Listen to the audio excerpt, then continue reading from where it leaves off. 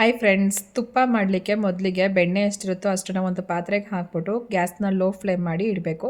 ಇವಾಗ ಅದಕ್ಕೆ ಒಂದು 3 ಲವಂಗ ಹಾಗೆಯೇ ಏಲಕ್ಕಿಕಾಯಿ ಕೂಡ ಹಾಕೋಬೋದು. ಹಾಗೆಯೇ ನಾನಿಲ್ಲಿ ವಿಳ್ಯೆದೆಲೆನ ಕೈಯಲ್ಲಿ ಕಿತ್ಬಿಟ್ಟು ಹಾಕ್ತಾಯಿದ್ದೀನಿ. ಸ್ವಲ್ಪ ಅರಿಶಿನದ ಪುಡಿ ಹಾಕಿದ್ದೀನಿ.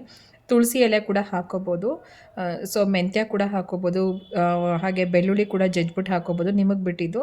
ಆದರೆ ಈ ಥರ ಕುದಿಸ್ಬೇಕಾದ್ರೆ ನೀಟಾಗಿ ಮಾಡ್ಕೋಬೇಕು. ಈ ನೊರೆ ಎಲ್ಲ ಹೋಗಬೇಕು. ಲೋ ಫ್ಲೇಮಲ್ಲಿ ಇಟ್ಕೊಂಡು ಅಥವಾ ಮೀಡಿಯಮ್ ಫ್ಲೇಮಲ್ಲಿ ಅಲ್ಲೇ ನಿಂತ್ಕೊಂಡು ಮಾಡಬೇಕು.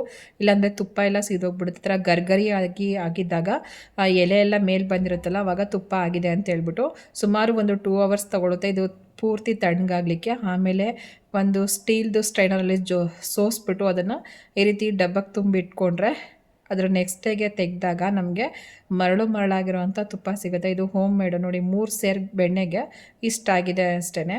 ಆದರೆ ಪ್ಯೂರ್ ಹೋಮ್ ಮೇಡ್ ಇದು. ಹೊರಗಡೆ ಎಲ್ಲ ತಂದಿದ್ದಕ್ಕೆ ಕೆಲವೊಂದು ಕಡೆ ಮೈದಾ ಎಲ್ಲ ಮಿಕ್ಸ್ ಮಾಡಿರ್ತಾರೆ ಅಂತಾರೆ. ಬೇಕಿದ್ರೆ ಹಾಲಿನ ಕೆನೆ ಕೂಡ ಸೇರಿಸ್ಕೊಂಡು ನಾವೇ ಮಾಡ್ಕೋಬೋದು. ಅದರದ್ದು ನಾನು ಆಲ್ರೆಡಿ ವಿಡಿಯೋ ತೋರಿಸಿದ್ದೀನಿ, ಹೇಗೆ ಹಾಲಿನ ಕೆನೆ ಶೇಖರಣೆ ಮಾಡ್ಕೊಳ್ಳೋದು ಅಂತ ಹೇಳ್ಬಿಟ್ಟು ಅಂತ. Thank you, bye.